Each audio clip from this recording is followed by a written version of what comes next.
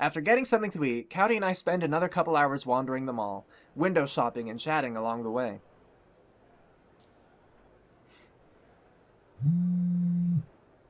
I feel my phone vibrate in my pocket and pull it out to check my messages.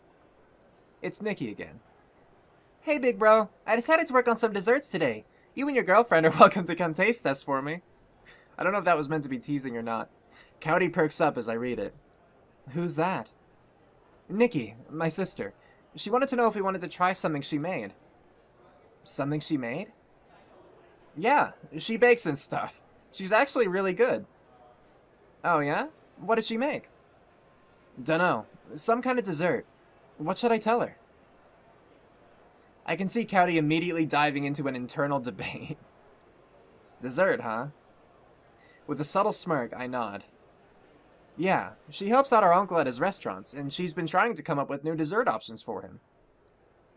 Cowdy hums in thought, pausing another few seconds. Well, it would be good for her to have some feedback then. Mm-hmm. I think it'd be kind of rude to say no. I mean, after she thought to reach out to us? I think I'm just trying to convince her to eat dessert. She blinks, perking up slightly and nodding. Yes, yeah, exactly. That's what I was thinking. You should help your sister out. And if I can do my part too, well, I'd be happy to get to know her better, if nothing else. And if we can enjoy a treat in the process, all the better, right? She scoffs, grinning a little. I guess that's fair to say. Should we get going then? Yep, let's get out of here.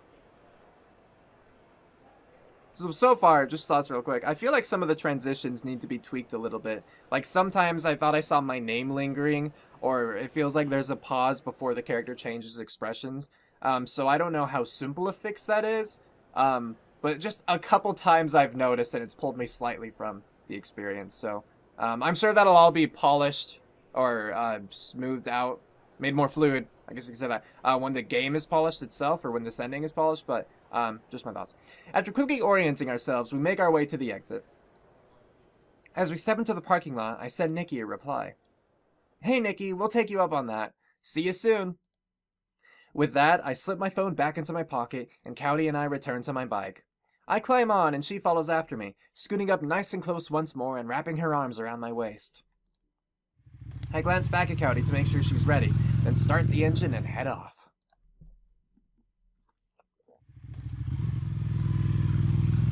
Turning out of the parking lot, we hit the road, quickly accelerating. I love the feeling of the wind whipping through my hair and the sun beating down on my face. It always gives me a certain sense of exhilaration as I race past the vehicles beside me. This was the sort of freedom I had imagined this morning as I listened to the birds flitting about. In this moment, I feel free. We continued down along the road, and I realized we're going faster than I had intended. I must have gotten carried away. As we approach an intersection, I start to apply the brakes. But nothing happens. Oh no! Cowdy clutches me a little more tightly as we fly through a yellow light. And you got the music? Hey, don't you think we should slow down?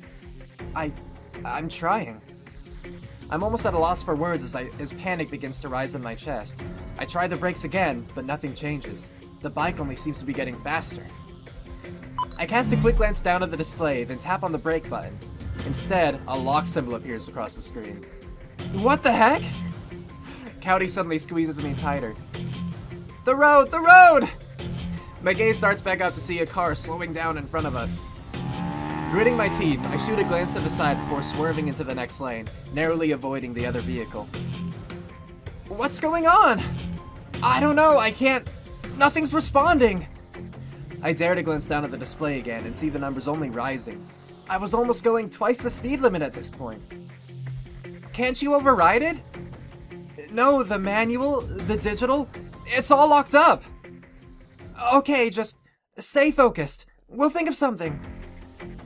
At the rate things are going, it seems like the only way to slow down is by hitting something, and that obviously isn't an option. I agree, please don't do that. Behind us, police sirens begin blaring. Gosh, I wish I could pull over for them. I swerve back and forth from lane to lane, weaving through cars, my eyes focused on the road ahead of me. I can still hear the sirens, and I can feel Cowdy pressing her face against my neck. Do I not have a helmet on? But I have to shove it all into the back of my mind. I can't afford to do anything else right now. I clench my jaw as another intersection rapidly approaches, cars cutting quickly across. My gaze darts quickly about, looking for a gap. I hold my breath as we fly through the red light, exhaling in a huff as we reach the other side. Tires squeal behind me in delayed reaction, but even the police sirens have grown more distant by this point. We can't keep going like this forever. I have to think of something. Okay. I'm gonna say real quick too, I'm kind of surprised there haven't been any quick time actions yet. But again, I wonder if that's because I have the athletic feature, or again, disposition or whatever.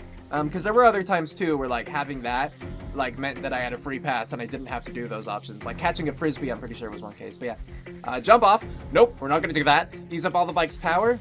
I just feel like that's too risky. I don't know how much power the bike has, and I feel like being in this sort of semi-futuristic setting that Ace Academy is in, that it might have a lot of energy. Hack back into the bike. I don't think I could be that distracted. Drive into a body of water. So I think it's either between use up all the bike's power and drive into a body of water. But honestly, again, I just feel like using up all the power, that seems unrealistic to me. That we would have to hold out for so long, you know? So I'm gonna do, yeah, body of water. Everything else seems too risky. But up ahead, the road curves out and the land curves in. If we can get over the barrier, we should be able to make it into the water. So I'm gonna jump the road. My heart continues to race as we rip down the road. Up ahead though, I can see where the road starts to curve, water glittering beyond it. Cowdy, do you trust me? What? Do you trust me? Yes! Yes, I do! I briskly nod. Squeeze the bike between your legs and don't let go of me for even a second. Cowdy didn't say anything, staying close, clutching me tightly still around my waist. Off to the side, I can hear more sirens approaching, but straight ahead is a metal barrier. I have to clip it where it's shorter. Here it comes, hang on! Yippee-ki-yay, mother— We're not gonna do that one! We're gonna do here it comes, hang on. Hang on, Cowdy. Alright. There's little we can do to brace ourselves for the impending impact. I continue driving straight on into the shoulder, then pop the front wheel up with a sharp tug. The wheel skims the metal just before the underside of the motorcycle crashes into it. The bike flips over, and it's all I can do to hang on. Also, wrong one. The world rotates swiftly beneath us, and I grit my teeth as I brace for the second impact. Again, we feel a jolt as the wheels touch down on the hill, the handlebars jerking, forcing me to fight for control. Then, just a few seconds later it seemed, water crashed down around us. I let go of my bike, and Cowdy and I fall back into the water. It's over. Phew! Alright. Now, I don't know if, like, physics-wise, that actually would have worked. But, rule of cool, I guess. Cowdy and I each take a minute to catch our breath. She moves closer to rest her head on my shoulder, and I reach across to set my hand against her arm. Atop the hill, the sirens have grown louder, and I look up to see a couple officers watching us. Closing my eyes, I rest my cheek down atop Cowdy's head. Cowdy and I were questioned by the police, and we did our best to explain the situation, but there was only so much we knew ourselves. They needed to check my bike's systems for evidence of tampering or malfunction, but regardless of those results, I was getting a ticket for not riding with a helmet. Well, yeah, duh, you idiot. I deserved that. Yes, you did, and you endangered Cowdy that way too, because I'm assuming she also didn't have one. Unless maybe he was nice and like gave it to her, and that's why he didn't have one. I don't know. It didn't say. While we waited for someone to come and fish my motorcycle out of the water, I called Kaito and told him what had happened. He told me to stay put and that he'd be there soon. Nikki must have insisted she come along, because the first thing I received when they arrived was a frantic lecture, followed by a tight hug. Poor Nikki. Cowdy, for the most part, stayed quiet when she wasn't being questioned. Frankly, I couldn't blame her for being shaken. I was too. In the end, the police determined it was best to take my bike in for further examination. Thankfully, no one had been injured, and for now, I wasn't in any further trouble. Free to go, the four of us make our way back to Kaito's car. Kaito and Nikki getting in the... Make our way back to Kaito's car, Kaito and Nikki getting in the front while I sit in the back with Cowdy.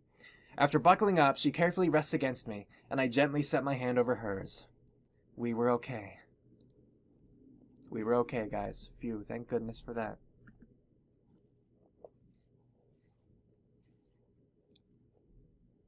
After what seems like a long drive back home, we all get out of the car and head inside.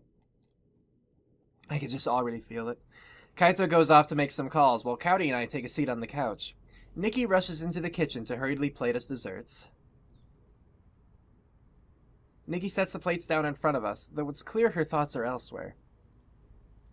I was thinking we could call this Moose and Mallows. Oh, that's cute. Cowdy perks up a little, looking at the small treats. Little cups of mousse with a marshmallow cream top. I'd eat that. She carefully picks one up, looking it over. You made these? Nikki bites her lip, nodding. Cowdy nods a little herself, then cups her hand under the tree as she dips her head slightly, biting into the dessert. Her expression lights up a little more. Oh, wow. Nikki, this is really good. She looks at me. Try it. I nod, glancing at Nikki before taking a bite of my own. Oh, wow. It really is good. She's not joking. This is delicious. Nikki perks up a little more herself, but you can see there again, like, where the name lags with the text. That should be fixed before, like, a final release. You really think so? I mean, as much as possible. Cowdy and I exchange a glance, and she smiles, nodding. Yeah, I really do. Cowdy pops the rest of it into her mouth. Nikki seems genuinely happy for a few moments, but then her expression falls again. So, what happened? My own smile fades away, and I look at Cowdy. She seems hesitant, her brow furrowing and gaze lowering slightly in thought. I set the rest of my moose and mallows back onto the plate. We're not sure. I could still steer, but aside from that, my bike just stopped responding. I didn't know bikes could brake like that. With a frown, I quietly exhale, casting another glance at Cowdy, briefly meeting her gaze. I don't think they can. A puzzled expression crosses her face. What? What do you mean? Hey, Nikki, hun, do you have any more of those moose and mallows? I'd love another one. Nikki's attention shifts to Cowdy as she speaks, and she weakly smiles. Oh, yeah. Hand me your plate and I'll, get you some more. With a soft smile, Cowdy holds her plate out to Nikki, and she takes it with a nod. Nikki starts toward the kitchen, glancing back at us as she reaches the doorway, then disappears inside. Once Nikki's gone, Cowdy lets out a sigh. She's really worried about you. I nod, weakly smiling. I think she is. I'm supposed to be the one looking out for her, not the other way around. I wish there was something I could say to reassure her, but nothing sounds right in my head. I think that maybe we should try to talk about something else. We still don't know what's going on, but if it's as bad as it seems... Cowdy hesitates another couple seconds. We just don't need to make her worry anymore. But I think we should tell the others. The others? Like the team? Cowdy nods. Mm-hmm. I just think they should know what happened. Alright, that's fair. We'll take the rest of today to just rest up. Then tomorrow, we can meet up with the others on campus or something. Sound good? Again, she nods. Shortly afterward, Nikki steps back into the room, a number of the treats on her plate. Now she's brightly smiling, humming a little tune. Here you guys go. I figured I might as well just bring a lot out here, now that I know you like them. So, eat up! This is kind of sad, honestly, because I feel like Nikki's just acting at this point. Oh, thank you, Nikki. That's really thoughtful. It's like when she was excused, I feel like she knew something was up, you know? You're saving some for me, aren't you? The voice was accompanied by footsteps, and soon Kaito appears. After taking one of the treats from the plate, Cowdy picks the plate up and holds it out toward him. Please, feel free. Don't mind if I do. Taking the plate, Kaito picks up one of the treats and gladly takes a bite, then another, quickly finishing it off. So good. He pops another into his mouth.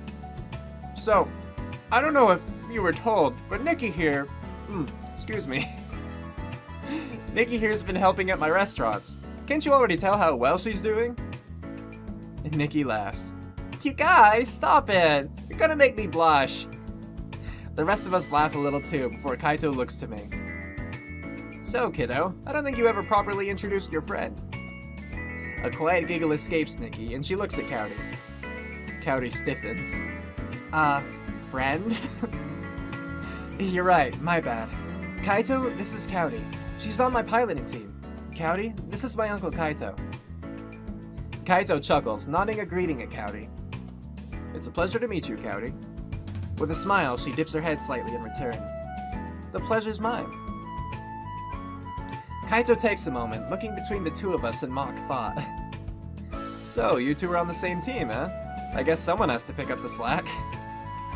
Cowdy and I both start to nod, of course, before she casts a little glare at me, reaching out and shoving my shoulder. I laugh. I'm kidding! Cowdy's amazing on the team. She's great at analyzing tactics, and even better at executing them. Seeming satisfied, she sits back a little more. That's more like it. Nikki, however, giggles again. Aw, she's so cute when she blushes. Cowdy flinches. What? I'm not blushing. Nikki just laughs. What? Are you serious? Your face is red as a tomato. Is not. Yeah it is. Cowdy looks at me with a huff. Tell her I'm not blushing. I mean, can you not feel it? You two are just...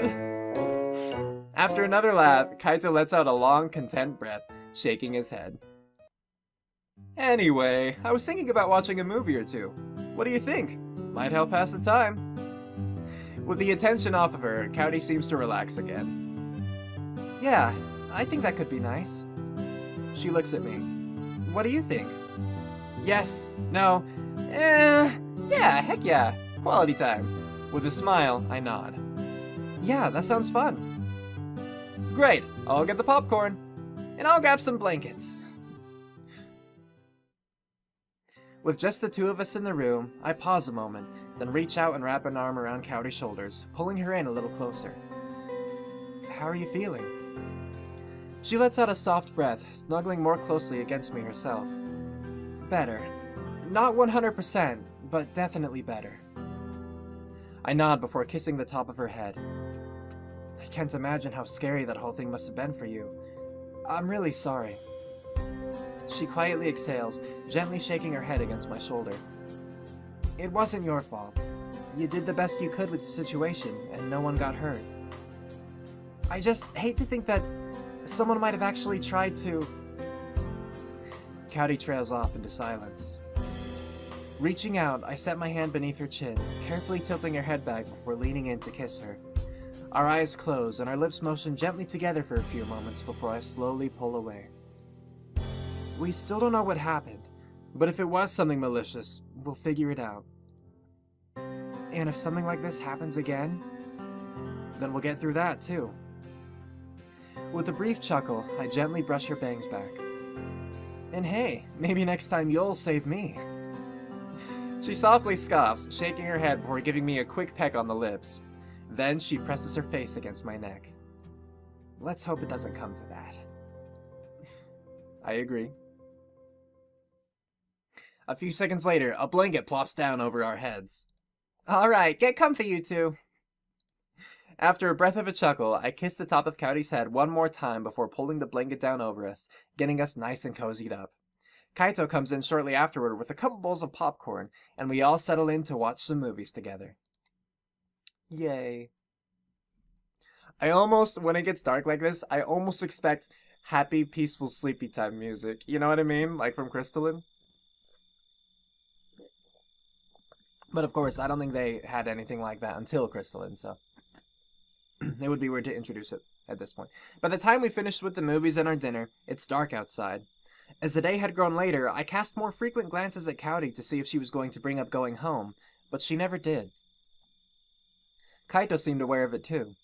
As the last movie comes to an end, he lets out a relaxed breath, followed by a chuckle. Well, Cowdy, it's gotten pretty late. Sorry to keep you so long. With a small smile, Cowdy shakes her head. That's all right. I should have been paying more attention. So, if it's all right, I mean... She looks at me. I'd rather just stay here for the night. Send her home, let her stay. Of course we'll let her stay, yeah. With a smile of my own, I nod. Of course you can stay, Cowdy. She relaxes a little more, nodding in return. Thank you. Kaito nods too, getting to his feet and stretching one arm up into the air, cupping his other hand over his mouth as he yawns. Well, if he's fine with it, I'm fine with it. I'll be heading off to bed then. It was a pleasure hanging out with you all this fine evening. It was. Thank you all for having me. Yeah, it was fun. We should do this again sometime, says the off-screen Nikki. Night, guys. We all say our goodnights and go our separate ways. Kaito and Nikki head to... We all say our goodnights and go our separate ways. Period. Kaito and Nikki head to their rooms while Cowdy and I take a moment to clean up the popcorn bowls. Soon enough, though, we make our way up the stairs ourselves and step into my bedroom. As I close the door behind us, I quietly clear my throat. So, I don't know what the plan is exactly, but, if you want me to sleep downstairs on the couch or something, you're welcome to use my bed. What? No, don't be stupid. I'm not going to kick you out of your own bed. The floor, then? Cowdy sighs. That would still be kicking you out of your bed. Look, just don't make it weird, okay? She starts to unzip her jacket. I just want to be close tonight, all right? My brow lifts. Cowdy, are you saying you want to cuddle? Just get in the bed and give me a little privacy, okay? Jeez. All right, sorry. Getting in bed. Stepping up to the bed, I climb under the covers, leaving my clothes on. It isn't as comfortable, but I wouldn't want to make things awkward for Cowdy. Lying in bed, keeping my eyes closed to give her privacy, I'm not entirely sure how I should feel. Cowdy wants to cuddle. Awesome. But that probably means she's still feeling off. I guess it really hasn't been that long since we were on the motorcycle. It makes sense for her to still be a little on edge. I just hope she feels better soon. I hear the sound of a zipper, then some light shuffling. And just how undressed was Cowdy getting? Just a peek. Nope, not looking. Well, she already unzipped her jacket, so I can only imagine what the second zipper was. And I don't want to be... I don't want to come across as a pervert. A quick look wouldn't hurt anyone, right? Peeking open my eyes, I look across the room at Cowdy, and my eyes open a little more. Also, you got peeking right here. Okay, yeah. You know what? I'm not saying that I would have wanted this. I'm just saying that it would have been a good spot to have a picture. Like a special picture there. Again, I'm not saying I want it. I'm not perverted or anything like that. You make what inferences you want, but those are your own. I'm just saying it seemed like that is what that would have been. But all the same, she does look quite nice. I will give her that. Cowdy bends over as she pulls down her pants, carefully stepping out of them 1 foot at a time. Straightening up, she neatly folds her pants before laying them down with her hoodie and shirt, letting out a soft breath afterward. I'm just saying it was a good time for a picture. As she starts to turn around, I quickly close my eyes again, saying nothing as the sound of her footsteps grow nearer the bed. That should be grows, because grows is like grow there. It shouldn't be going back to footsteps. It should actually be going back to sound. So the sound grows nearer, you know. If it were just saying nothing as her footsteps grew nearer or grow nearer, that's fine, but the sound of her footsteps. She climbs under the covers and presses up gently beside me, wrapping an arm around my waist. All right, you can look now. Good, I have permission. I open my eyes and turn my head to look at her, for the first time, softly smiling. Hey, beautiful. You ready to sleep? Kiss her. I am a little torn between the first and the third. But honestly, given my logical, rational mindset, and the fact that she wanted specifically to be physically close to me tonight, I'm gonna kiss her. I turn onto my side to face Cowdy, slipping an arm around her waist and pulling her gently closer, then close my eyes and press my lips to hers. Cowdy melts into the connection, another quiet breath escaping her. I run my hand from her hip up along her back, sifting my fingers through her hair, gently holding the back of her head as our lips motion together. And then, in time, we pull away. Cowdy scoots down a little, I was expecting a little more, and nestles her head against my chest, and I turn onto my back to let her rest more comfortably. Wrapping an arm around her shoulders, I gently trail my fingertips over her skin. I'm glad we're okay. With a soft chuckle, I nod. Yeah, me too. There's a brief pause, and then Cowdy quietly exhales. Sleep well. I'll see you in the morning. With a small breath of my own, I close my eyes. Sleep well, Cowdy. That was cute, yeah. Sweet dreams.